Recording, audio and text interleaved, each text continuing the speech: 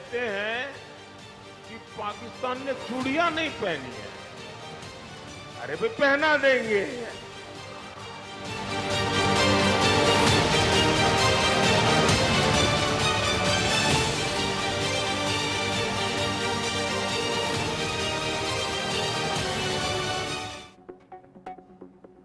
नमस्कार, मैं Rana Yashwant India news पर आपका स्वागत करता हूं और आप देख रहे हैं अर्ध सत्य।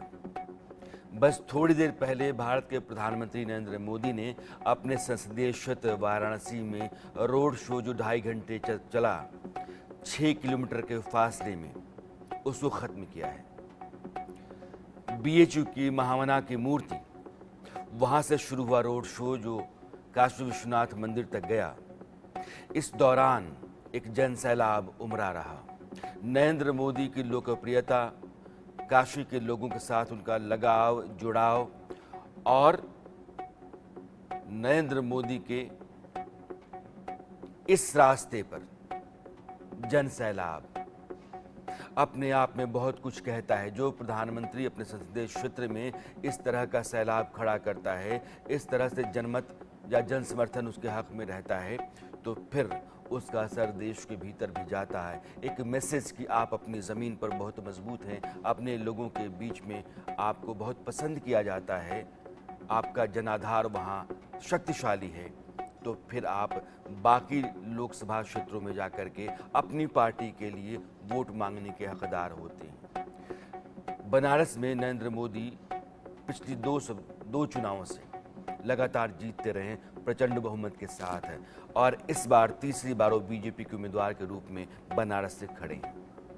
हम नरेंद्र मोदी और बनारस का संबंध, नरेंद्र मोदी का काशी का आज का रोड शो, इस रोड शो के जरिए जो संदेश दिए जाने की कोशिश थी, वो इन सब को जानने समझने की कोशिश करेंगे।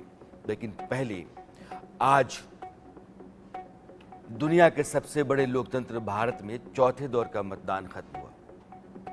इस राउंड में 10 राज्यों और केंद्र शासित प्रदेशों की 96 सीटों पर वोटिंग हुई। इसी चरण में आंध्र प्रदेश की 175 विधानसभा सीटों और उड़ीसा के 28 विधानसभा सीटों के लिए भी मतदान का काम पूरा हुआ। जो चौथा फेज रहा उसमें बड़े कद के धुरंधर नेता जो रहे, उनमें अखिलेश यादव, यूसुफ पठान, शत्रुघ्न सिन्हा समेत 1717 उम्मीदवारों के बीच ये कुछ चुनिंदा नाम है। इन सभी के भाग्य का फैसला ईवीएम में कैद हो चुका है। चौथे चरण में बिहार की 5 लोकसभा सीटें, उत्तर प्रदेश की 13, पश्चिम बंगाल की 8, जम्मू कश्मीर की 1 श्रीनगर सीट पर मतदान संपन्न हो गया। इस बार जिन सीटों पर सबकी निगाहें टिकी रहीं, उनमें एक उत्तर प्रदेश की कन्नौज सीट है, जहां से उत्तर प्रदेश के पूर्व मुख्यमंत्री और समाजवादी पार्टी के अध्यक्ष अखिलेश यादव मैदान में हैं। अखिलेश का मुकाबला बीजेपी के सुब्रत पाठक से है। यह हाई प्रोफाइल सीट 2019 से सबकी नजरों में आई, जब समाजवादी पार्टी का गढ़ माने जाने वाले इस संसदीय क्षेत्र से यानी कि कन्नौज से बीजेपी के सुब्रत पाठक ने अखिलेश की पत्नी डिंपल यादव को हरा दिया। इससे पहले 2014 के लोकसभा चुनाव में यहां से डिंपल यादव और उससे पहले 2009 में अखिलेश यादव चुनाव जीत चुके हैं। इस बार अखिलेश यादव फिर से मैदान में हैं। इसी तरह उत्तर प्रदेश की खीरी लोकसभा सीट सुर्खियों में रही। यहां से केंद्रीय मंत्री अजय कुमार मिश्रा टेनी तीसरी बार चुनावी मैदान में हैं। चौथे चरण में टीएमसी की महुआ मोइत्रा के भाग्य का भी फैसला ईवीएम में कैद हो चुका है। महुआ पश्चिम बंगाल की कृष्णानगर सीट से चुनाव लड़ रही हैं और उनके सामने बीजेपी की राजमाता अमृता राय हैं। इसी चरण में क्रिकेटर यूसुफ पठान भी हैं, जो पश्चिम बंगाल के बहरामपुर सीट से टीएमसी के प्रत्याशी हैं। बहरामपुर की टक्कर इसलिए भी खास मानी जा रही है क्योंकि यहां यूसुफ पठान के आगे कांग्रेस के दिग्गज नेता अधीर रंजन चौधरी हैं। अधीर रंजन चौधरी साल 1999 से लगातार यहां से जीत रहे हैं। इसी फेज में यानी कि चौथे चरण में टीएमसी के टिकट पर पश्चिम बंगाल की आसनसोल सीट से शत्रुघ्न सिन्हा मैदान में हैं और उनके मुकाबले में बीजेपी के पुराने मंजे हुए खिलाड़ी एसएस अहलुवालिया हैं। शत्रुघ्न सिन्हा माफ कीजिएगा, शत्रुघ्न सिन्हा ने 2022 के उपचुनाव में बीजेपी की अग्निमित्रा पॉल को हराया था। इस बार बीजेपी ने कैंडिडेट बदला है। इसी तरह चौथे चरण में बिहार की जो हाई प्रोफाइल सीट सुर्खियों में रही, उसमें बेगूसराय शामिल है, जहां से केंद्रीय मंत्री गिरिराज सिंह मैदान में है। बेगूसराय में मुकाबला गिरिराज सिंह और सीपीआई उम्मीदवार अवधेश राय के बीच रहा। उधर झारखंड की खूंटी सीट के मतदाताओं ने भी आज ईवीएम में अपना फैसला लॉक कर दिया, जहां से केंद्रीय मंत्री और झारखंड के पूर्व मुख्यमंत्री अर्जुन मुंडा उम्मीदवार हैं। हैदराबाद की सीट तो काफी हॉट हो गई, क्योंकि यहां से इस बार बीजेपी की माधवी लता ने ओवैसी परिवार की पारंपरिक सीट की फजा बदल कर रख दी है। असदुद्दीन ओवैसी यहां से 4 बार के सांसद रहे हैं। इस बार भी वो अपनी पार्टी की तरफ से उम्मीदवार हैं। यकीन मानिए कि 4 जून को जब नतीजे आएंगे तो हैदराबाद के हर फेज की काउंटिंग पर पूरे देश की नजर रहेगी। यह सीट बार बार लोगों का ध्यान खींचती रही है। 2024 का चुनाव अपना चौथा चरण पूरा कर चुका है। 3 फेज अभी बचे हुए हैं। इस स्टेज पर एक व्यक्ति ऐसा है जो शुरू से ही सेंटर में रहा है, प्रधानमंत्री नरेंद्र मोदी। यह चुनाव इस लिहाज से बहुत अहमियत रखता है क्योंकि यह मोदी बनाम मोदी का चुनाव है। या तो मोदी सत्ता में बरकरार रहेंगे या फिर मोदी सत्ता से बेदखल होंगे। यही इस बार के चुनाव के मायने हैं और यही उसका मकसद है। लड़ाई इसी बात की है और मोदी हैं जो अपने अभियान को लगातार तूफानी किए जा रहे हैं। बिना रुके थके सुबह से लेकर देर रात तक चार में वो खुद को झोंके रखते हैं। नरेंद्र मोदी ने आज अपने लोकसभा क्षेत्र वाराणसी में जबरदस्त असर दिखाया।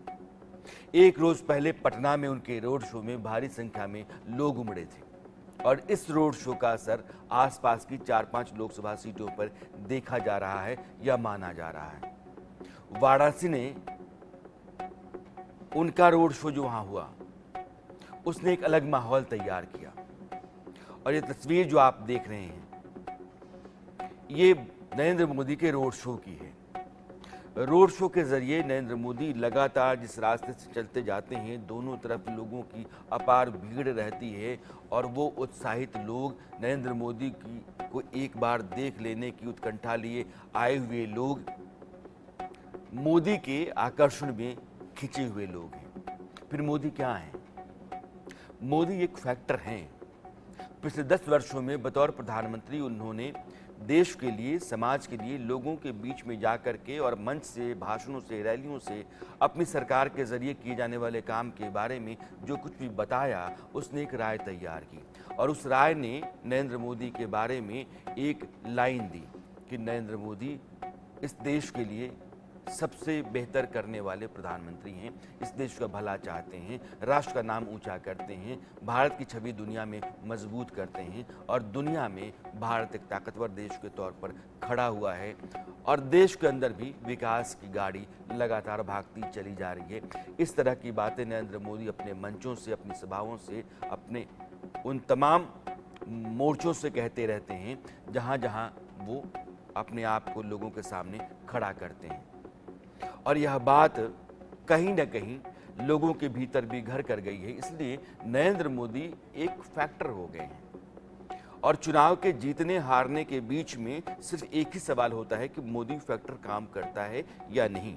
मोदी फैक्टर काम करता है तो मोदी की सरकार के बने रहने की संभावना, उम्मीद बनी रहती है और मोदी फैक्टर में अगर ह्रास होता है, उसमें कमी आती है, तो सरकार के खिलाफ जो ताकतें हैं वो मजबूत होती हैं, विपक्ष मजबूत होता है। इसलिए मैंने कहा कि लड़ाई मोदी बनाम मोदी की है। जो वीडियो आप देख रहे हैं, ये काशी का वीडियो, ये तस्वीर है।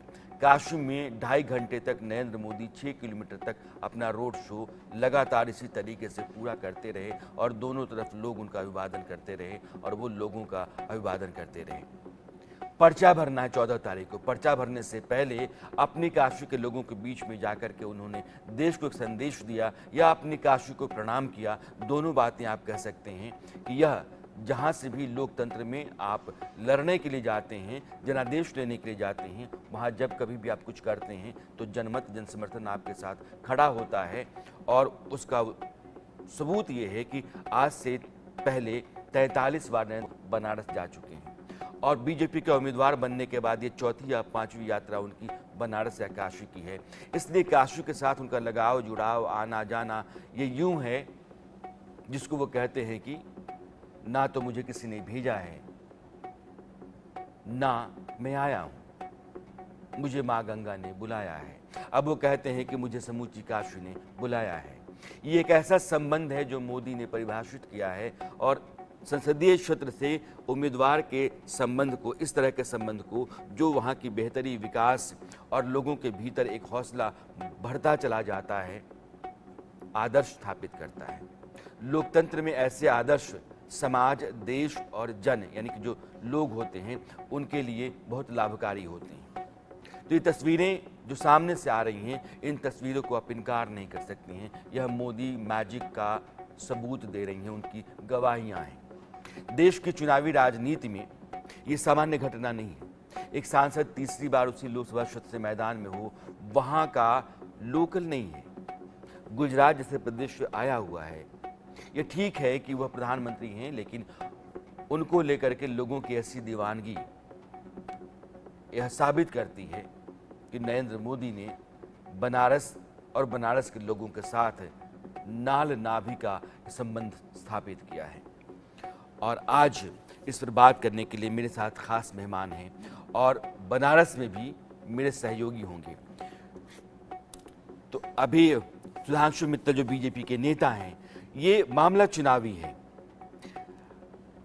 नरेंद्र मोदी कहते हैं कि मेरा काशी के साथ संबंध जज्बाती है, भावनात्मक संबंध है, लेकिन यह संबंध जिस आशय के साथ है या इसका जो प्रतिफल है वो जनमत है। और जनमत अपने पक्ष में है या नहीं है, यही साबित करने की कोशिश चुनाव में हर पार्टियां करती हैं। नरेंद्र मोदी अपनी ज़मीन, अपनी काशी से यही कर रहे हैं। और पर्चा भरने के पहले यह रोड शो जो जिसकी तस्वीरें अभी आप देख रहे हैं, सुधांशु मित्तल बीजेपी के नेता हैं, दीपक झा प्रवक्ता हैं कांग्रेस के, नावेद सिद्दीकी समाजवादी पार्टी के नेता हैं और आलोक मेहता एडिटोरियल डायरेक्टर हैं इंडिया न्यूज़ के। आप सभी चारों मेहमानों का बहुत बहुत स्वागत है। ये तस्वीरें जो आप अभी देख रहे हैं, ये नरेंद्र मोदी जो काशी विश्वनाथ मंदिर में हैं, अभिषेक कर रहे हैं और वहाँ पुजारी उनका चंदन लेप कर रहे हैं ललाट पर। यह नरेंद्र मोदी की तस्वीरें होती हैं। इन तस्वीरों के जरिए नरेंद्र मोदी का एक अलग इमेज उनकी तैयार होती है, जिस इमेज को लेकर के बार बार सवाल होता है कि प्रधानमंत्री मंदिर मंदिर घूमते रहते हैं, अनुष्ठान पूजा पाठ करते रहते हैं। लेकिन जो बीजेपी और बीजेपी के समर्थन में आवाज़ें उठती हैं, वो कहती हैं कि नहीं, ऐसा नहीं है। दरअसल ये उनका निजी जीवन है, ये हिंदुत्व है और सही मायने में जो समूचा भारत है हिंदू परंपरा में ही रचा बसा है, चाहे वो किसी भी धर्म का क्यों न हो। सुधांशु मित्तल जी, ये तस्वीर जो है, ये बार बार काशी जब जाते हैं नरेंद्र मोदी तो देखने को मिलती है, लेकिन इस तस्वीर के मायने चुनावी लिहाज से भी निकाले जाते हैं। राणा जी, आप तो नरेंद्र भाई का आपने सारा जीवन बड़े नजदीकी से देखा है। उनमें जो धार्मिक आस्थाएं हैं और जो आध्यात्मिक उनका चिंतन और अनुभव है, उसके बारे में तो जग जाहिर है। उनके व्यक्तित्व में आज जो सबसे ज्यादा ताकत है, उसके तो आपको तो सारा पता है। मतलब आपने तो उनका सारा जीवन देखा है और उनके जीवन का उनका जो आधार है वही उनकी आध्यात्मिकता रही है। उनके अंदर जो ताकत आती है, जो आत्मसाध है उनका, उसमें सबसे ज्यादा अगर कोई महत्वपूर्ण चीज है वो उनकी आध्यात्मिकता है। इसीलिए उनमें समर्पण है। वो निमित्त मानते हैं। अगर उनमें किसी के प्रति लाग लपाग नहीं है, कोई द्वेष नहीं है, वो सिर्फ अगर एक ही चीज उनके लिए प्रेरित करती है, वो देश करता है, तो उसके पीछे उनकी आध्यात्मिकता है। बाकी सब चीजों को वो निमित्त मानते हैं। उनको लगता है कि ईश्वर ने उनको एक कार्य दिया है, एक जिम्मा दिया है और उस कार्य को करने के लिए वो ईश्वरीय आदेश का पालन कर रहे हैं। और उसके निमित्त वो सारी चीजें करते हैं। तो आपने खुद ने बताया कि 45 बार वो खुद बनारस गए, काशी गए। काशी में जब जाते हैं वो आशीर्वाद प्राप्त करते हैं, गंगा माँ ये पे इस जाते हैं। बात से मैं तो सहमत हूं कि ये जो कोई व्यक्ति आध्यात्मिक रूप से शक्तिशाली होता है वो समाज में बेहतर कर पाता है, अपनी अपने दायित्वों का निर्वहन वो बहुत ठीक से कर पाता है। दीपक झा, जी, नरेंद्र मोदी मेरा सवाल है कि एक प्रधानमंत्री जब अपने संसदीय क्षेत्र को जाता है या संसदीय क्षेत्र की स्थिति जब आप देखते हैं, पिछले 10 वर्षों में उन्होंने वहाँ का कायाकल्प किया है। अपने संसदीय क्षेत्र से उन्होंने अपना एक लगाव जुड़ाव बनाया है और उसका सबूत बार बार जब भी रोड शो करते हैं तो जन सैलाब जो उमड़ता है ये उसको देता है। नरेंद्र मोदी ने देश के तमाम सांसदों और जो पहले प्रधानमंत्री रहे उनके सामने इस तरीके से एक मिसाल तो गढ़ी है। देखिए राणा जी, नमस्कार आपको और आपके इंडिया टीवी के, इंडिया न्यूज के दर्शकों को। बात है कि आज हम बात किसकी कर रहे हैं? नरेंद्र मोदी जी की। कौन से नरेंद्र मोदी की बात कर रहे हैं जो कहते हैं कि मैं 30 साल भिक्षा मांगा, 35 साल भिक्षा मांगा, 40 साल भिक्षा मांग के खा रहा था? तो कौन से नरेंद्र मोदी की जो अपने जवानी के टाइम पे अमेरिका में घूम रहे थे, पेरिस में घूम रहे थे? आपने देखा होगा, कई सारी फोटोज भी देखे होंगे। तो एक नरेंद्र मोदी का वो भी चेहरा पूरे देश ने देखा है। तो इसमें एक शायरी याद आ गई है मेरे को। फैला चुके हैं फिरका परस्ती का जहर वो, फैला चुके हैं फिरका परस्ती का जहर वो, आए हैं सामने जो इंतिखाब की। तो आज आलम ये है, आज देश की हालात ऐसे हैं कि नरेंद्र मोदी जी इतने विवश और इतने मजबूत क्यों लग रहे हैं? मंदिर मंदिर इनको जाने का सिर्फ चुनावी माहौल में क्यों जरूरत हो? प्रधानमंत्री का कर्तव्य बनता है कि जनता के मुद्दों को जनता के लिए, जनता के साथ उठाया जाए, जनता के मन की बात सुना जाए। मोदी जी पर पिक्चर खिंचवाने के लिए मंदिर जाते हैं, मोदी जी गंगा आरती के लिए जाते हैं। गंगा ने उन संतानों को भी बुलाया था जब आपने देखा था 2020-2021 में जब कोरोना काल आया था, किस तरीके से गंगा किनारे रास्ते उभर रही थी, निकल रही थी, मिट्टी में दबाई जा रही थी। पूरे देश ने देखा था। बहुत दुखद, बहुत व्यथा का वक्त था। उस वक्त दीपक, गंगा का पुत्र कहाँ था? मेरा सवाल जो था ना, आप वहां से भाग रहे हैं, इसको पलायनवाद कहते हैं। मैं सुधांशु जी, आप राणा बोलिए। जी, सुधांशु नहीं जी, नहीं, राणा जी 10 सेकंड। राणा जी देखिए, 10 सेकंड बात यह है कि अब आपको मैंने पलायनवाद आपके तो सामने एक इसलिए सवाल लगेगा। रखा कि एक प्रधानमंत्री अपने संसदीय क्षेत्र के साथ जो संबंध गढ़ता है वह यहाँ के भारतीय लोकतंत्र के लिए एक आदर्श स्थिति है, जहाँ 5-5 साल तक सांसद दिखता नहीं है। सांसद आप वहां जाकर के विकास के नाम पर कुछ करता नहीं है, लोग ऊब जाते हैं, सांसद तो गालियां देते रहते हैं। हम तो जमीन से आए हैं ना, गांव देहात से आए हुए लोग हैं, तो हम तो जानते हैं ना कि सांसद विधायक के साथ लोगों का संबंध क्या होता है। नरेंद्र मोदी ने अपने और मैं नरेंद्र मोदी प्रधानमंत्री हैं इसलिए मैं नहीं कह रहा हूं, नरेंद्र मोदी ने बतौर सांसद अपने संसदीय क्षेत्र का जो विकास किया है, वहां के लोगों के साथ जो जुड़ाव महसूस कराया है, यह अपने आप में एक उदाहरण है भारतीय लोकतंत्र के लिए। मेरा सवाल ये था, आप यहां से भाग रहे थे क्योंकि फिर मैं सवाल करता कि फिर नेहरू जी भी थे, इंदिरा जी भी थी, राजीव जी भी थे, तो आप पलायन कर रहे हैं। मैं अब रोकता हूं आपको। सुधांशु मित्तल जी, 1 मिनट जाइए। एक दीपक जी ने एक बड़ा अच्छा शेर सुनाया, तो मुझे लगता है एक शेर इनके लिए भी बतला दूं मैं। बहसे फजूल थी ये खुला हाल देर में, अफसोस उम्र कट गई इन लफ्फाजों के फेर में। आप क्या पूछ रहे हो, क्या बोल रहे, हम क्या चर्चा कर रहे हैं?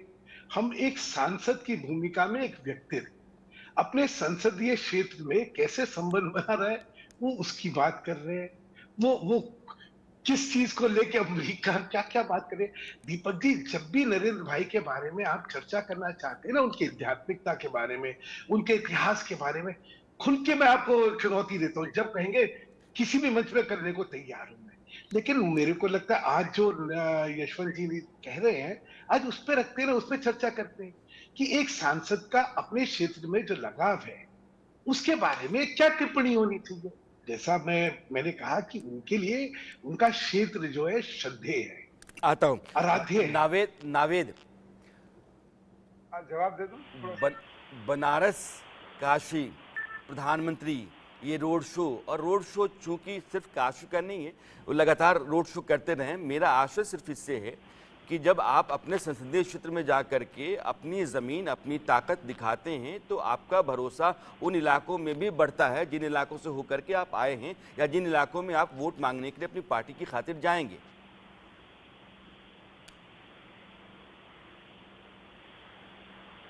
यशवंत जी, आप मुझसे सवाल कर रहे हैं? जी बिल्कुल बिल्कुल बिल्कुल। जी, बहुत बहुत शुक्रिया, मौका दिया आपने। देखिए यशवंत जी, ऐसा है कि अपने संसदीय क्षेत्र में पहुंचे हैं, चलिए बहुत अच्छी बात है। दो तरीके का स्वागत होता है। एक होता है वेलकम जब इंसान आता है, और एक होता है फेयरवेल जिसे कहते हैं। तो ये जो स्वागत, ये जो भीड़ आप देख रहे हैं, ये फेयरवेल पार्टी है, क्योंकि अब जो सत्ता जो है वो जाती हुई दिख रही है, सत्ता जाती हुई दिख रही है, इसलिए इसको हम फेयरवेल पार्टी की नजर से देखते हैं।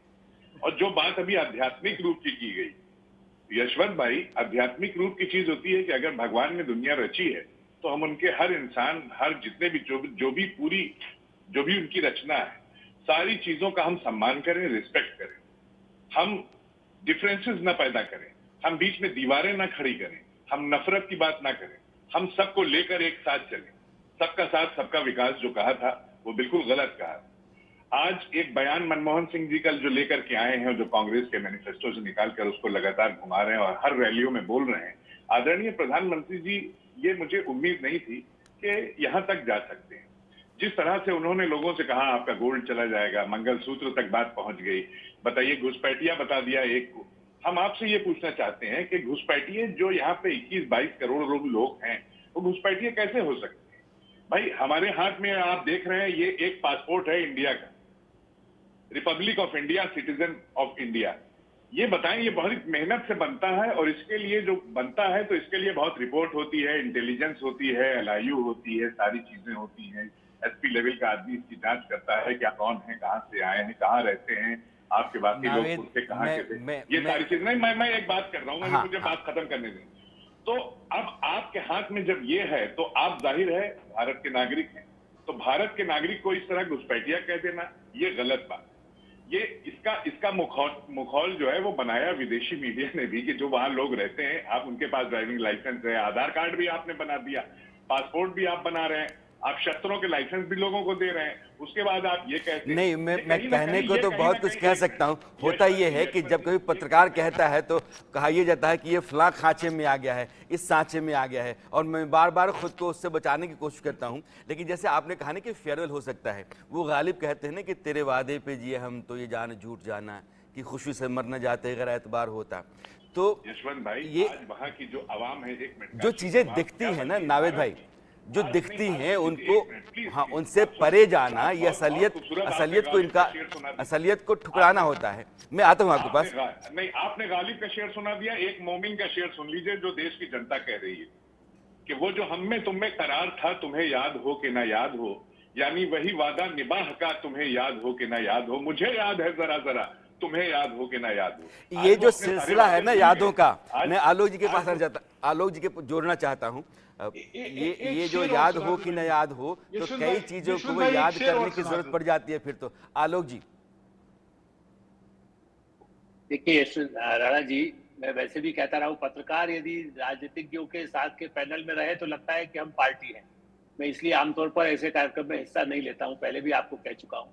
इसलिए मेरा निवेदन है कि मैं पत्रकार के रूप में जो कहूँ उसको पार्टी के रूप में न माना जाए। बिल्कुल बिल्कुल, ये स्पष्ट रूप से मैं कह रहा हूँ, क्योंकि ये एक अजीब है कि हम किस पार्टी के, जैसे अभी आपने कहा, हमें कोई पार्टी से लेना देना नहीं है। जितना मनमोहन सिंह जी गुरुद्वारे जाते थे तो हमने कभी नहीं कहा कि क्यों जा रहे हैं। मनमोहन सिंह जी प्रधानमंत्री थे और बहुत मैं उनकी इज्जत करता हूँ। नरसिंह राव जी तिरुपति जाते थे तो शायद सुधांशु जी भी उनको नमस्कार ही करते हुए तिरुपति का प्रसाद आया है। इसलिए मेरा ऐसा मानना है कि वो दो पहलू हैं। नरसिंह राव के खिलाफ मैंने बहुत लिखा, नरसिंह राव से बहुत सम्मान मिला, मनमोहन सिंह के समय पद्मश्री मिला, तब भी उसके आलोचना आज भी मैं करता हूँ। 2G हो रहा था और वो गुरुद्वारे में बैठे होते थे। उस समय तो उन्होंने कोई कोयला घोटाले पर, जिसपे उनके फाइल पे उनके नाम है, उनका जो राज्य मंत्री है उसने मुझे सारे कागज दिखाए। तो इसलिए ये छोड़िए कि क्या है आज की बात कर, जो आपने कही, वाराणसी में नरेंद्र मोदी जब प्रधानमंत्री नहीं, मुख्यमंत्री नहीं, कुछ नहीं थे, तब भी वहां महीनों रहे, उनकी गली गलियों में घूमे हैं। जो उनकी पृष्ठभूमि को जानता हो, नानाजी देशमुख के परिवार के एक सदस्य थे और वो वहां जाकर के रहे हैं। केदारनाथ जाके वो 15-15 दिन घूमते थे। ये जानकारी जिन पत्रकारों को है उनको है, क्योंकि मैं 75 से फॉलो कर रहा हूँ, इसलिए मैं कह सकता हूँ। इसलिए मैंने कहा कि जो मनमोहन सिंह कैसे घुसे वो भी मुझे मालूम है, और वो कैसे आए राजीव गांधी के समय से। इसलिए मेरा ये कहना है कि देखिए ये सब बहस नहीं, आज का मुद्दा ये है कि चुनाव में कल पटना में, वाराणसी छोड़िए जो चुनाव क्षेत्र है, पटना में कितने बार रविशंकर प्रसाद सफल है या नहीं है मैं उस पर नहीं जाता, उनको तो मंत्रिमंडल से हटाया भी गया, लेकिन मोदी जी के लिए कल जो भीड़ दिखी है राणा जी, और आज वाराणसी में दिखी है, इस बात का प्रमाण है कि जनता पे जो भी चाहूंगा कि जादू वो है, जो दोनों आपने रखा तस्वीरें है, दिखाई जाएं, पटना की भी जी। और काशी की भी। हाँ जी आलोक जी। मैं पूरी बात कर देगा। मेरा कहना है कि उस इलाके में प्रदूषण पर मैंने इतना खिलाफ लिखा है। राजनाथ जी भी मंत्री रहे, मुख्यमंत्री रहे, तब भी नहीं हुआ। मैं नाम लेके कह रहा हूँ, जबकि वो बहुत मैंने काबिल आदमी, उन्होंने उस इलाके उसी गांव के रहने वाले हैं। प्रदूषण वहां पर गंगा में प्रदूषण पर जो काम हुआ, उमा भारती जो नहीं कर पाई, वो पिछले 10 साल में हुआ है। इसलिए यदि कोई काम हुआ, यदि मिर्जापुर का या बनारस की साड़ियां कहीं दुनिया में जाने लगी है, ये डेवलपमेंट मैं तो मानता हूँ। हमारे मित्र नहीं मानते हो, समझ में आता है। मुलायम सिंह जी मोदी जी की तारीफ ऐसे नहीं करते थे, मुलायम सिंह जी को जमीनी अंदाज था, इसलिए ये क्षेत्र ऐसा है। मेरा कहना, आपने जो मैजिक शब्द रखा, मैं इसलिए संक्षेप में यही कहूंगा, यदि विकास नहीं करेंगे तो लोग हटा देंगे। ये बिल्कुल सही है। ये तस्वीरें जो स्क्रीन पर आप देख रहे मानेंगे। हैं ये पटना की हैं, पटना का रोड शो जिसका जिक्र आलोक जी कर रहे थे। और पटना में जिस तरीके से लोग उमड़ करके आए और जो सैलाब आपको काशी में दिखा है, नरेंद्र मोदी का रोड शो चाहे तिरुवनंतपुरम में हो या फिर वो पाटलिपुत्र में हो या बनारस में हो, लोग बड़ी तादाद में उमड़ करके आ रहे हैं। और कभी कभार यह है कि रैलियों रोड शो में जो भीड़ आती है वो जनमत में नहीं तब्दील होती है, बदलती नहीं है, लेकिन नरेंद्र मोदी के साथ यह बात नहीं है। जो रिकॉर्ड है, जो डाटा है, वो कहता है कि नरेंद्र मोदी जहां जहां से गुजरते हैं वहां वहां बीजेपी की स्थिति मजबूत हो जाती है, वहां से सीटें निकल जाती हैं। इसलिए दीपक, मेरा सवाल ये है कि इसके पहले कुछ तो नरेंद्र मोदी ने किया है, कुछ तो ऐसा है कि लोगों का एक जुड़ाव है, एक ताकत, एक फैक्टर नरेंद्र मोदी हैं। और इस बार का चुनाव अगर नरेंद्र मोदी बनाम नरेंद्र मोदी है, कोई दूसरा नैरेटिव नहीं है, या तो नरेंद्र मोदी सत्ता में रहेंगे या नरेंद्र मोदी सत्ता से जाएंगे, इस बार कुछ और नहीं है। तो कहीं ना कहीं आदमी भारतीय राजनीति के केंद्र में सिर्फ अकेला खड़ा तो है। देखिए राणा जी, आज आपने बताया कि नरेंद्र मोदी के एक सांसद के तौर पे बात हो रही है, उनकी पर्सनालिटी पे डिबेट कर रहे हैं। जरा मैं इस पे आऊंगा, इससे पहले बताऊंगा कि सुधांशु मित्तल जी बहुत सम्मानित प्रवक्ता हैं, भाजपा के वन ऑफ द बेस्ट प्रवक्ता हैं। मैं इनका बड़ा सम्मान करता हूं। बहुत आदर के साथ ये कहना चाहूंगा कि आज मोदी जी के लिए बचाना इनको, सुधांशु मित्तल जी को बहुत मुश्किल हो रहा है। एक रामायण की चौपाई से मैं आपको इसका बताऊंगा कि किस तरीके से शेरो शायरी बहुत हो गई। जानी न जाए निशाचर माया, काल नेम के कारण आया। तो सुग्रीव जी जब कहते कि हे हनुमान जी, आपको राक्षसों की माया पता नहीं चलती, किस कारण, किस रूप में, कैसे और कब आ जाए। तो मोदी जी जब बांग्लादेश जाते तो कहते मैं बांग्लादेश को भी आजाद कराने में मेरा सहयोग था। मोदी जी जब पंजाब जाते तो कहते यहाँ के आतंकवाद खत्म करने में मेरा सहयोग था। मोदी जी जब पाकिस्तान जाते हैं तो कहते हैं मेरा पाकिस्तान के साथ बड़ा लगाव था, यहाँ की बिरयानी मुझे बहुत अच्छी लगती है। तो मोदी जी का जो चरित्र है ना, भाजपा देश को कमजोर करता है। अभी आपने देखा कि एक रिपोर्ट आई है कल, जिसमें कहा गया कि भारत का चाइना के साथ सबसे ज्यादा व्यापारिक रिश्ते हुए हैं, $100 अरब को क्रॉस कर चुके हैं। तो ये रिश्ता क्या कहलाता है? नरेंद्र मोदी जी ने देश को कंफ्यूज कर दिया है। बात है कि एक तरफ आप चाइना को लाल आंख दिखाने की बात करते हैं, चाइना को गाली देते हैं, चाइना के साथ दुश्मनी की बात करते हैं, दूसरे तरफ आप गलबैया करते हैं। दीपक, मैं आपके सवाल का जवाब लूंगा। बेसिकली ये डाइवर्जन है, मैं चाहता नहीं हूं कि आज जो है मैं कहीं और जाऊं। मैंने एक लकीर खींची है बहस की कि इस लाइन पे बहस हो जाए। जाने को कहीं भी जा सकती है, वो नेहरू तक जा सकती है, वो इंदिरा तक जा सकती है, राजीव जी जा सकती है, वो वाजपेयी। बहस जब बहक जाती है तो फिर किसी मकाम तक पहुंचती नहीं है। लेकिन मैं आपको एक मिनट के लिए बनारस लेके चलना चाहता हूं। निकिता सरीन मेरी सहयोगी है। आज दिन भर, दीपक बस एक मिनट दर्शकों को दिखा देना चाहता हूं, या बता देना चाहता हूं। निकिता चूंकि पिछले 3 दिनों से बनारस में हैं और आज पूरे रोड शो के दौरान उस रास्ते किनारे किनारे चलती रही जहां प्रधानमंत्री का काफिला चल रहा था, आपने निकिता क्या महसूस किया बनारस में पिछले 3 दिनों में, खास करके आज रोड शो के दौरान? सर यहाँ पर नोटिस करने के लिए बहुत कुछ मिला, क्योंकि लगातार जो टीम है हमारी वो 3 से 4 दिन बनारस में है, और सच में जो लोग यहाँ के हैं वो वाकई जो विकास की बात करते हैं वो सच में दिखा। चाहे वो रोड्स की बात हो, चाहे वो चौड़ीकरण को लेकर के बातें हो, यूनिवर्सिटीज़ की बात हो, हॉस्पिटल्स की बात हो, रोपवे एक नई सौगात मिल रही है। और जिस तरीके से आज लोग बेसब्री से प्रधानमंत्री नरेंद्र मोदी का इंतज़ार करते नजर आए। आलम ये था सर कि जिस तरीके से यहाँ पर लोग आए थे बाबा विश्वनाथ के दर्शन करने, जब लेकिन उनको लास्ट मोमेंट पे ये पता चला कि यहाँ के जो लोग हैं स्थानीय लोग, उन्होंने ये बताया और पोस्टर्स और बैनर्स देखे वाकई की प्रधानमंत्री आने वाले हैं, तो यहाँ तक का आलम था कि उन्होंने जो अपनी टिकट्स है उसको आगे एक्सटेंड करा लिया, क्योंकि उनको इंतजार था प्रधानमंत्री की एक झलक पाने का। तो बिल्कुल विकास की बात यहाँ पर लोग लगातार कर रहे हैं, और ऐसे में सच में विकास हुआ है, दिखता है। चाहे वो काशी कॉरिडोर को लेकर के हो, चाहे वो घाटों को लेकर के हो, 80 से 84 हो गए, नमो घाट कई ऐसे 4 जो घाट थे वो बन गए। सफाई की बात हो, स्वच्छता अभियान की बात हो, रोजगार की बात हो, सुरक्षा की बात हो, सेफ्टी की बात हो, लॉ एंड ऑर्डर की बात हो, यहाँ पर साफ तौर पर विकास दिखा। और आज प्रधानमंत्री के साथ आसपास की जितनी बेल्ट है वहाँ के लोगों की जो मौजूदगी थी वो ये दर्शा रही है कि एक ऐतिहासिक जो महामना से लेके महादेव तक की जो ये यात्रा थी, पूरा जो बनारस है, पूरी काशी है, क्योंकि बनारस में ही रस है, और ये आज पूरा भगवामय था। और महादेव के जो नारे जयकारे वो लगते जा रहे थे, ढोल डमरू नगारे हर तरफ दिख रहे थे, और भारतीय जनता पार्टी ने पूरी ताकत झोंकती थी। आज मिनी इंडिया बनारस दिखता जरूर नजर आया। तो ये आलम था आज बनारस का, बनारस की गलियों का। उनका काफिला यहीं से शुरू हुआ था जहां इस वक्त हमारी मौजूदगी है। बनारस हिंदू यूनिवर्सिटी ठीक हमारे पीछे है, महामना की मूर्ति है, यहीं से उनका आगाज हुआ था। और ये काशी जो डोर है उस पे इसको खत्म होना था, और 11 पॉइंट्स थे रास्ते निकिता में। जो कुछ कह रही हैं, ये काशी वो है जिसके बारे में कहा जाता है कि आस्था की नगरी है, आध्यात्म की नगरी है, भक्ति की है, सृष्टि की है, यह विरक्ति की है, आसक्ति की है, तुलसी की है, कबीर की है। लेकिन आज की तारीख में ये नरेंद्र मोदी का संसदीय क्षेत्र है। नावेद, एक सवाल है अभी जो हमारी सहयोगी कह रही है बनारस से, कि एक शहर जिसका पूरा कायाकल्प हो गया, मैनपुरी से मुलायम सिंह जी लड़ते रहे, जीतते रहे, आज की तारीख में वहाँ से अखिलेश जी की पत्नी हैं। कन्नौज जहाँ से अखिलेश जी जीतते रहे, डिम्पल जी भी जीतती रही हैं। कभी ये आया कि हम बनारस कर दें मैनपुरी को, कन्नौज को? देखिए, ऐसा है, आप कन्नौज और मैनपुरी की बात कर रहे हैं, आप उत्तर प्रदेश की बात कर लीजिए। एक शख्स को जो उत्तर प्रदेश मिला एक बार 2012 में, उसके बाद उत्तर प्रदेश में आप देख लीजिए जो मेट्रो चली, जो उसके बाद जो चाहे गोमती की सफाई, गोमती की बात हम करें, वो वहां पे गंगा की बात कर रहे हैं, हम गोमती की बात अगर करें, गोमती रिवर फ्रंट इतना शानदार किसने बता दिया? उसके ऊपर जबरदस्त रिपोर्ट कहां से की आई?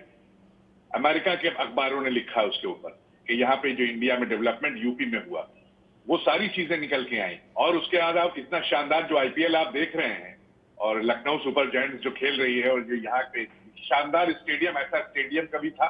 ऐसा स्टेडियम किसी ने कभी नहीं सोचा होगा बनवाने। वो शानदार स्टेडियम देखिए। आगरा एक्सप्रेसवे जिसके ऊपर हमने मिग उतार दिया, सुखोई उतार दिया, ये सारी चीजें ये सबसे पहले किसने उतार दिया? कि एक शख्स के विजनरी, ये विजनरी शख्सियत थे, वो आपस में लेकर ये नहीं बात कर रहे थे। उत्तर प्रदेश के मुख्यमंत्री बने, वो कहीं जाकर के उन्होंने ये नहीं कहा कि यहाँ के ये धर्म ऐसा है, ये धर्म ऐसा है, या एक्सप्रेसवे के ऊपर कोई यादव लेन नहीं बनाई उन्होंने कि यहाँ पे सिर्फ यादव चलेंगे और इस लेन पे मुसलमान चलेंगे और इस लेन पे ब्राह्मण चलेंगे। ऐसा नहीं बनाया उन्होंने, सब चलते हैं उसके ऊपर। पूरा उत्तर प्रदेश का विकास देखिए। और जो रिपोर्ट्स जो नावेद, मेरा एक बड़ा छोटा सवाल था, कोई सरकार हाथ पे हाथ धरे बैठी नहीं रह सकती है। नहीं, अगर हाथ पे हाथ धरे बैठे रहते हैं तो फिर आप लोग को लोग क्यों ले आएंगे?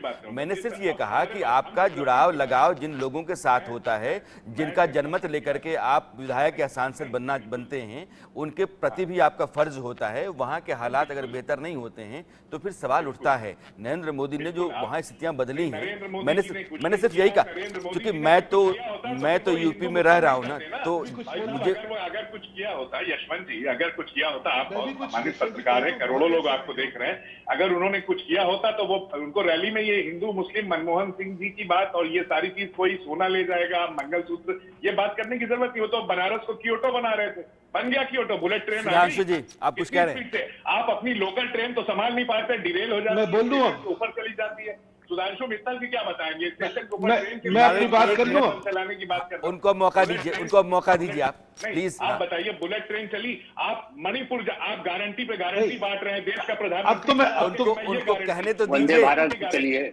मुफ्त की गारंटी। आप एक बात सुनिए, आप गारंटी बांट रहे हैं। नावेद, एक मिनट, आप उनको कहते हैं- कहने दीजिए। ये तो ठीक। नहीं, एक मिनट, ये तो मुझे ठीक अपनी नहीं बात है। खत्म कर लेने दें। अगर आप ईश्वर जी बहुत देर हो गई, मैं इतनी देर मैं से- आ गया सुधांशु जी, आ गया। नावेद, एक मिनट। को अगर गारंटी देनी थी तो नहीं, गारंटी- बहस की अपनी एक सलाहियत तो होनी ही चाहिए ना। मैं शोर शराबे में बहस करता नहीं हूं, मेरी में दिलचस्पी रहती भी नहीं है इस तरह की बहस में। आपने अपनी बात रखी है सुधांशु। अब दो तीन बात। नावेद भाई ने एक बड़ा अच्छा शेर सुनाया, तो नावेद भाई एक शेर आपको भी सुना देता हूँ, गाली भी का है। आप लोग शेर भी सुना उन्होंने कहा, सबको मालूम है जन्नत की हकीकत, सबको मालूम है जन्नत की हकीकत, लेकिन दिल के खुश रखने को गाली भी है ख्याल अच्छा है। अब आपने फेयरवेल पार्टी की बात करी, फेयरवेल की करी, तो मुझे उस पे आपका एक शेर ध्यान आ गया। एक बात आपने बड़ी अच्छी बात करी, गारंटी की बात करी, तो एक तरफ तो विश्वसनीयता का सवाल है, तो क्या है, एक तरफ नरेंद्र मोदी की गारंटी है, दूसरी तरफ क्या हुआ, एक पहले राहुल गांधी जी की गारंटी चालू हुई, फिर वो गारंटी जब फेल हो गई तो फिर सोनिया जी की गारंटी चालू हुई। जब वो भी नहीं चली तो मैं कल से देख रहा हूँ।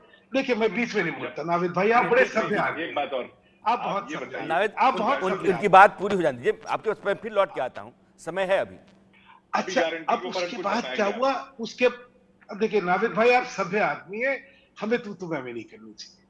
तो तीसरी बार जब कुछ नहीं चला तो अब किसकी गारंटी आई है? अभी अरविंद केजरीवाल की गारंटी आई है, जिस व्यक्ति की 20 सीटों पे पूरा चुनाव लड़ रही है। अब कांग्रेस को और इंडी गठबंधन को कुछ नहीं मिला तो वो अरविंद केजरीवाल की गारंटी लेके आए। अरे, गारंटी के पीछे विश्वसनीयता होती है। आपने अभी देखा, आज अगर काशी का कायाकल्प हुआ है तो एक विश्वसनीयता है उसके पीछे, एक समर्पण है उसके पीछे। और देखिए नावेद भाई, आप बहुत देखिए पढ़े लिखे इंसान हैं, मैं बाकियों की तरह तो आपको नहीं मानता, मुझे नहीं लगता आप इस तरह का डिबेट करते होंगे। कृपा करके मुझे मेरी बात करने दें। तो आज सिर्फ ये एक प्रतिबिंब है, ये प्रतिबिंब है कि जो काशी में हुआ वही देश का स्वरूप है। आज देश के विकास के पीछे आज देश कहां से कहां आ गया। 10 साल पहले का देश और आज का देश, दोनों में जमीन आसमान का फर्क क्यों है? सिर्फ इसलिए है कि एक विश्वसनीयता के साथ, ईमानदारी के साथ, मेहनत कशी के साथ देश के प्रति समर्पण करके एक देश का विकास करा गया है। अगर कोई कहे कि देश में सड़कें नहीं बनी, तो भैया चश्मे में फर्क होगा। आज जितने हाईवेज दिख रहे हैं, जितनी कनेक्टिविटी दिख रही है, में आता हूं। आज जो सारी देश की हाँ, मैं दीपक, मेरा सवाल वही है, मैं चाहता हूं कि जो मूड पॉइंट है उससे मैं डाइवर्ट ना हूं। नरेंद्र मोदी ने अपने संसदीय क्षेत्र में जो उदाहरण रखा है, जिस तरीके से बदलाव वहां हुए, वहां बेहतरी आई, विकास हुआ, लोग खुश दिखते हैं, इस तरह की बेहतरी, विकास या कोशिश रायबरेली या अमेठी में नहीं हुई। वो जो क्रेडिबिलिटी क्राइसिस है जिसकी बात कह रहे हैं सुधांशु जी, कि आप एक डेफिसिट आता है, वो ट्रस्ट डेफिसिट है, और वही कारण था कि वहां से राहुल गांधी को हारना पड़ा। दोनों कॉन्स्टिट्यूएंसीज लंबे समय से गांधी परिवार के पास थी, लेकिन वहां की तस्वीर बेहतर करके देश के सामने मिसाल के तौर पर रखने की कोशिश नहीं की गई। देखिए राणा जी, मैं आप पे कोई आरोप नहीं लगाऊंगा कि आप सिर्फ सवाल नरेंद्र मोदी जी की तारीफ में कर रहे हैं और सवाल विपक्ष से कर रहे हैं। मैं बिल्कुल ऐसी कोई बात नहीं करूंगा जिसमें आपकी पत्रकारिता धर्म पे कोई भी उंगली उठे। मैं नहीं, बिल्कुल मेरा सवाल वाजिब है।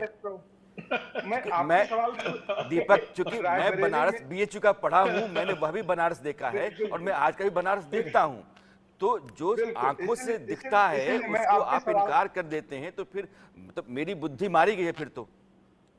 नहीं, इसीलिए मैंने कहा कि आपकी पत्रकारिता की गारंटी मैं नहीं ले सकता एक प्रवक्ता के नाते। मैं तो सिर्फ ये कहूंगा कि नरेंद्र मोदी जी है ना, तो बिल्कुल बलात्कारी और भ्रष्टाचारियों को सुरक्षित रहने की पूरी गारंटी है और उनको कवच, सुरक्षा कवच नरेंद्र मोदी जी देते हैं। देखिए ना, ब्रजभूषण शरण सिंह उत्तर प्रदेश के ही हैं, बलात्कारी हैं, इनके ऊपर आरोप पत्र तय हो गया है। तो ये संरक्षण किसका है? ये वट वृक्ष जो मोदी जी हैं, इन्हीं का संरक्षण है ना। प्रज्वल रेवन्ना है तो एक तरफ महिलाओं का इतने वीडियो कांड किए और दीपक, भाग गए। फिर हम बहस में ये तो भटक रहे हैं। सुरक्षा काउंट अगर नरेंद्र मोदी जी है ना। नहीं, भटकना नहीं तो कहते सुनिए, इसको। बात ये सुनिए, भटकाव है। जब आप अगर नहीं, जब आप किसी बात पे, किसी आप मुद्दे पे किसी शख्स के बारे में बात कर रहे हैं तो उसको भटकना नहीं कहते। फिर तो मैं अयोध्या नहीं, देखिए, फिर तो नरेंद्र नावेद मोदी जी को मैं फिर गुणगान कर रहा हूं। अयोध्या 1990 के अयोध्या का मामला आएगा, फिर मुलायम सिंह जी के बयान का राणा मामला दर्द आएगा, ना हो। फिर आए अखिल तो राणा बिल्कुल बात जी, करेंगे। कई चीजें आएंगी राणा जी, ना। आपको सफाई, फिर तो राणा 2000 जी, आपने सवाल, मैं वहां नहीं जाना चाहता राणा हूँ। जी, फिर सुधांशु नहीं, सुधांशु मत के पास जाइए। एक लंबी मैंने फहरिस्त आपके शुरू में- खिलाफ आएगी, आपके पास उनके खिलाफ राणा आएगी। जी, मैं चाहता हूँ राणा कि जी, एक यही तो जिम्मेदारी डिबेट होगी। राणा जी, यही तो जो डिबेट आप होगी। सुनिए, भाई साहब, अब यही मेरी तो क्या है? आवाज दीपक, सुनिए। सुनिए। खाली एक आदमी की तारीफ करना अच्छी डिबेट नहीं होती। मैं कह रहा हूँ कि एक राणा आदर्श जी, स्थिति मुझे दिख रही है। नावेद, मैं ये नहीं कह राणा रहा हूँ जी, कि मैं उनके हक में जाके बात कर रहा हूँ, लेकिन जो नहीं, सच है आपको वो दिख है। नहीं रही है, वो अब मजबूरी है आपकी जो बिल्कुल। आपको दिख रही है। राणा देखिए, जी, इनमें आलोक से कोई जी- जवाब देने को तैयार नहीं है आलोक जी, मैं कि लगता है रायबरेली का विकास इस क्यों नहीं बहस हुआ। को हम कहीं भी कोई ले जा जवाब सकते देने का तैयार हैं नहीं और है फिर कि ये बहस अमेरिका का कहीं विकास जाके क्यों खत्म नहीं नहीं होगी। लेकिन इस देश में राणा जी, एक सांसद को, मैं प्रधानमंत्री नहीं कह रहा हूं, एक सांसद को अपने संसदीय क्षेत्र के साथ जो लगाव जुड़ाव महसूस कराना चाहिए और उसको खुद महसूस करना चाहिए।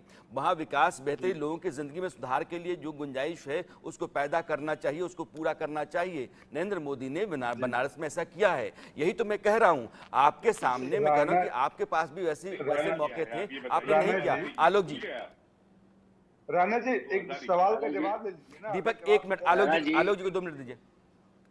राणा जी, मैं तो कहूंगा कि मैं आपको इसी बात का जवाब दे रहा हूँ। संजय गांधी, मैंने शायद आपको तो भेजा भी था राणा जी 2 दिन पहले।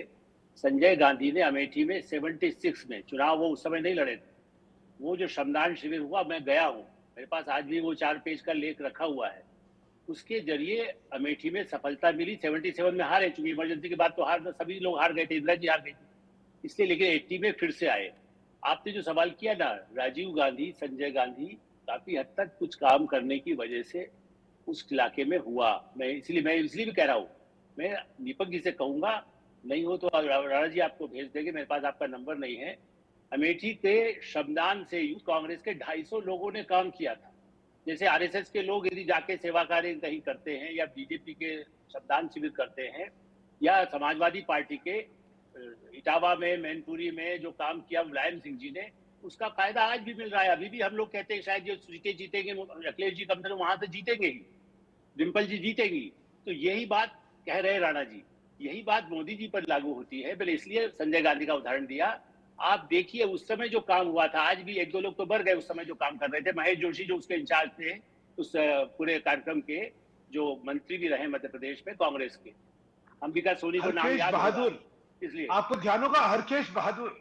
नहीं इधर वो बात के हैं राम जी, मैं आपको भेज दूंगा वो भी। असल में ये है कि उस समय महेश जोशी ने जो काम किया था, और वहां पर संजय गांधी गए थे, वो बाकायदा खुद भी फावड़ा, जैसे मोदी जी गए गंगा की सफाई में कोशिश की। मैं नहीं कह रहा हूँ 100%, टेम्स और राइन में भी अभी भी गंदगी प्रदूषण है, वहां का पानी पीने के बाहर से बॉटल लाना पड़ता है। इसलिए मैं ये नहीं कह रहा हूँ कि सब कुछ शुद्ध हो गया, लेकिन मेरा ये कहना है कि अपने इलाके में काशी विश्वविद्यालय के आसपास, एक बात बताइए हमारे समाजवादी मित्र, ये बताइए कि कितने मंदिरों को जो छोटे छोटे थे उसको साफ करके वहां परिसर बनाना, क्या मुलायम सिंह जी इतने पावरफुल थे, मनमोहन सिंह थे, सोनिया गांधी थी, राजीव गांधी थे, कोई कर सकता था ऐसा परिसर मंदिरों को हटा करके? ये आप इसे मानिए, उसमें वो विवाद में मैं जान ही रहा हूं कि वहां आसपास क्या है नहीं है, मैं इस पर भी नहीं कह रहा हूं। मेरा कहना है कि इसको तो प्रमाण मानिए, छोड़िए एज एमपी। मैं तो इसलिए कह रहा हूँ एज एमपी बात करिए ना, मैं संजय गांधी का नाम ले रहा हूँ, आप ये सबसे ज्यादा विलेन माने जाते हैं। नहीं आदरणीय, आप हमारे जो वरिष्ठ पत्रकार, मैं आपसे ये जानना चाह रहा हूँ कि गारंटी की जो शब्द हो रही है, जो आप कह रहे हैं कि जिस तरह वो गारंटी उन्होंने काम किया मोदी, वो एक अलग मुद्दा है ना। अभी हम बनारस पे बात कर रहा हूँ, मैं बनारस के अलावा कोई बात नहीं कर रहा हूँ। नहीं बनारस, वो सुधांशु जी बताएंगे आपको गारंटी। दीपक कुछ कहना चाहते हैं, दीपक बोलिए। नहीं, देश के प्रधानमंत्री हैं वो। देखिए राणा जी, नरेंद्र मोदी जी की गारंटी का, देश की होगी। जैसे यहाँ पे आलोक मेहता जी कह रहे हैं, नरेंद्र मोदी जी ने शुरुआत किया, नरेंद्र मोदी जी ने आगाज किया। नरेंद्र मोदी जी ने बहुत बड़ा स्लोगन दिया था, बेटी बचाओ मनमोहन सिंह बेटी क्यों हार गए? पढ़ाओ। कांग्रेस पार्टी तो बहुत आगे थी ना, वित्त वैसे मंत्री रहे थे नरेंद्र वो। मोदी जी की गारंटी है कि जितनी बेटियों का दक्षिण दिल्ली का बलात्कार चुनाव नहीं जीत भाजपा सके के मनमोहन सिंह। शासन काल में हुआ है, जितनी किसको बता बेटियां रहे हैं आप? असुरक्षित पिछले 10 सालों में रही हैं, जितनी असुरक्षित रही हैं बेटी भाजपा के नेताओं से, नरेंद्र हम ये मोदी जी जानते की हैं जितनी कि- गारंटी रही है सब वो जुमलेबाजी की तरह हो गए। इस बात को आप कौन नहीं मानेगा इस देश में? बताइए, वंदे भारत मनमोहन आपने सिंह तो ने ट्रेन नॉर्थ ईस्ट चला में क्या किया जहां के लेकिन राज्यसभा के थे? सामान्य आप ये आदमी बताइए के ना, लिए आपने मनमोहन सिंह कौन तो सी राज्यसभा में रहे ट्रेन 20 चलाई? साल, वंदे अभी भारत रिटायर हुए हैं। एक मनमोहन सिंह ने एक क्या सवाल किया? है दीपक आलोक जी का कि मनमोहन मनमोहन सिंह का सिंह जवाब नॉर्थ दीजिए। ईस्ट से राज्यसभा से राज्यसभा आए, में क्या किया उन्होंने वहां नॉर्थ क्या ईस्ट में? किया? आलोक जी ये बताइए, दिल्ली में साउथ क्या दिल्ली किया? में क्या करा? दिल्ली में रहते थे, साउथ साउथ दिल्ली दिल्ली में। में क्यों हारे? ये जवाबदेहियां बताइए तय जवाब। होनी चाहिए लोकतंत्र में। लोकतंत्र में जनता सिर्फ आपको चुन करके संसद या विधानसभा में भेजने के लिए नहीं है। वो मिट्टी का माधव नहीं है, उसकी अपनी ज़रूरतें हैं, उसके अपने सपने हैं, उसके वहाँ बेहतरी की संभावनाएं हैं, उसकी खातिर वो आपको चुन के भेजती है, तो आपकी जवाबदेही भी तय होनी चाहिए। अगर आलोक जी कह रहे हैं कि मनमोहन सिंह ने क्या किया नॉर्थ ईस्ट के लिए, आलोक जी से देखिए, ये पूछना मैं चाह तो रहे हैं कि आपको ये बता रहा हूँ मैं राणा नॉर्थ जी, ईस्ट का पिछले इंचार्ज 70 सालों में भाजपा का और मैंने आरोप है नॉर्थ ईस्ट का कि चेहरा पिछले- कैसे बदला है ना, मैंने वो देखिए, देखा है। आ- 10 राणा साल जी मैं तक जवाब दूं? वहाँ पे 20 साल के राणा राज्य दिखाया, फ्रॉड किया था, राणा जी, बहुत बड़ा फ्रॉड किया था। ठीक है। वो वहां के राणा रहने जी, वाले जवाब नहीं थे दूं क्या मनमोहन मैं? सिंह, अपना वहां का पता क्यों या बता सिर्फ रखा? आरोप का ही खेल चलेगा? ठीक है राणा जी, वहाँ पर कुछ काम नहीं दीपक किया। एक मिनट, आलोक जी दीपक को सुन लेते हैं एक बार। गुवाहाटी में क्या काम किया? देखिए, अगर गुवाहाटी में क्या राणा काम जी, किया बताइए, 5 काम बताइए। मैं गुवाहाटी जवाब में। दे रहा हूँ, 20 साल की राज्यसभा में वो कितनी बार गए गुवाहाटी, कितनी मैं बार जवाब नॉर्थ दे रहा ईस्ट हूँ। गए? सुनिए, अब जवाब दे रहा हूँ। हाँ, बात ये नहीं है कि कौन कहाँ गया, बात ये है कि आज के समय पे अब भाजपा के लोग क्या कहते हैं कि पिछले 70 सालों में कुछ हुआ ही नहीं, 15 साल तो सरकार आपकी रह गई। आप सवाल मोदी जी से करें तो पहुंच आपसे ये जाते पूछा मनमोहन जा सिंह रहा है पे, कि सवाल उन्होंने मोदी जी से कैसे करें तो पहुंच जाते राजीव गांधी पे। अरे भैया, अब आपको 10 साल हो गए हैं, अब अरे आपकी जिम्मेदारी मनमोहन बनती है सिंह की बात हो रही है, सुधांशु नॉर्थ ईस्ट मित्तल में जी। क्या करा था अब उन्होंने? आप भाजपा राजीव के गांधी इतने तारीफ किया विद्वान भाई। प्रवक्ता हैं, नरेंद्र मोदी को बचाने के लिए आप नेहरू और गांधी जी और मनमोहन सिंह के पास जाएंगे तो अच्छा शोभा नहीं देता आपको। सर ये बता दीजिए ना कि बनारस में उन मंदिरों बहुत का अच्छी क्या बात कसूर करी। था, उन बहुत पंडितों का, उन पुजारियों का क्या कसूर था कि जो गली में छोटे छोटे हजारों साल पुराने मंदिर थे उनको तोड़ के अपनी साम्राज्य को बढ़ाने के लिए, दिखाने के लिए ये मेरा भव्य बनारस है, भव्य बनारस को आपने गर्त में डाल दिया, मंदिरों को तोड़ दिया, मूर्तियों को विखंडित कर दिया। औरंगजेब की तरह आपने मंदिरों को तोड़ा, छोटे छोटे मंदिरों को तोड़ा। कोई क्या उसमें विरोध प्राण नहीं हुआ प्रतिष्ठा उसका। नहीं थी? हजारों मंदिरों को आपने तोड़ा है, हजारों ठीक है मूर्तियों को आपने दीपक, तोड़ा है। दीपक आपकी बात पूरी हो गई। इस तरीके से सुधांशु, अब आप देखिए कि कितना बड़ा असत्य यहाँ पे आपके चैनल पे दीपक बाबू बोल रहे हैं। बड़े अच्छे आदमी है, मैं तो इनको व्यक्तिगत तरीके से जानता हूँ और बड़े बड़े भले आदमी है। क्या आपको मजबूरी में कैसे कैसे अनर्गल बयान दे रहे हैं? मंदिरों का बिल्कुल अनर्गल बयान नहीं, मैं जीर्णोद्धार- आपका मजबूरी समझ रहा हूँ आज। नरेंद्र मोदी जी को कैसे बचा रहे हैं? दीपक जी मैं बोल गारंटी है ना मैं सर? बोलूं नरेंद्र आपने वहां पे मंदिरों का जीर्णोद्धार हुआ, वहां पे स्वेच्छा से सबके साथ मिलके वहां के विकास करा गया। क्यों नहीं? अगर मंदिर तोड़े जाते और खंडित करी जाती मूर्तियां तो आपको लगता है लोग इतने कमजोर है, समाजवादी वाले इतने कमजोर है या कांग्रेस वाले इतने कमजोर है कि वो सड़कों पे नहीं आते? अरे मतलब नहीं, सर, सर मंदिर तोड़ने का काम आसमान आपका पे ही है। आते, वहां क्यों नहीं आए? सर, क्योंकि मंदिर सबकी आपका स्वेच्छा। काम ही है मंदिर देखिए, तोड़ना, दीपक जी, आपका आपने काम ही अपना- है आपने अपना मंदिर तर्क दिया, तोड़ना, मुझे तो देने आपका दीजिए। काम ही है आपने मंदिर अपना को तर्क दिया, मुझे बात करने दीजिए ना। वहां पे लोगों के साथ मिलके वहां के सारी आध्यात्मिक संस्कृति को आगे बढ़ाने के लिए हमारे स्तंभ जो हैं, हमारे पौराणिक आस्थाओं के जो केंद्र हैं, उनकी भव्यता स्थापित करने के लिए लोगों के साथ सबसे मैं मिलके समझ गया हूँ ये सारा सुधांशु, विकास अब करा गया। समय की कमी और- है। नरेंद्र मोदी बार बार ये कहते रहे हैं कि विरासत और विकास दोनों समानांतर चलते हैं और सही मायनों में विकास तभी होता है। ये चर्चा इसलिए थी क्योंकि देश में ये दुनिया का सबसे बड़ा लोकतंत्र है और जनता लोगों को चुन करके या तो विधानसभा को भेजती है या संसद को भेजती है।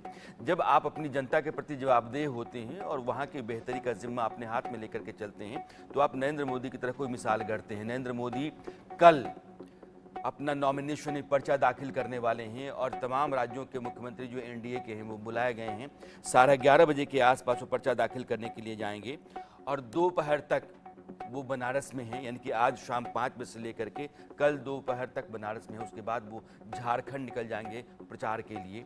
यह जो बनारस का रोड शो रहा, कल पटना का, इन दोनों रोड शो ने बताया है कि नरेंद्र मोदी को लेकर के लोगों के बीच में एक अलग तरह का जुड़ाव लगाव है, एक आकर्षण है, जिसके चलते यह सैलाब उमड़ता है, जिसकी तस्वीरें बार बार हम टीवी स्क्रीन पर देखते हैं और इसको डिकोड किया जाना चाहिए। मैं ये नहीं चाहता हूं कि बहस में जब भी ये चर्चा आए तो आपको कहा जाए कि आप मोदी के पक्ष में हैं या आप मोदी के खिलाफ में हैं, लेकिन कोई एक आदमी है जो इस तरह के माहौल में भारतीय लोकतंत्र को बहस के बीच में लेकर के आता है कि लोकतंत्र में जवाबदेहियां, जिम्मेदारियां जो प्रतिनिधि हैं जनता के, वो किस तरीके के हों और फिर सरकार को कैसे चलाया जाए और सरकार का लोगों के बीच में भरोसा कैसे पैदा किया जाए और जो सिस्टम पार्टियों का होता है प्रबंधन का, वह प्रबंधन कैसे चुस्त दुरुस्त रखा जाए। मेहमानों का बहुत बहुत शुक्रिया। अर्सत में आज इतना ही। मेरी आपकी मुलाकात कल फिर होती है, तब तक के लिए दीजिए विदा। नमस्कार।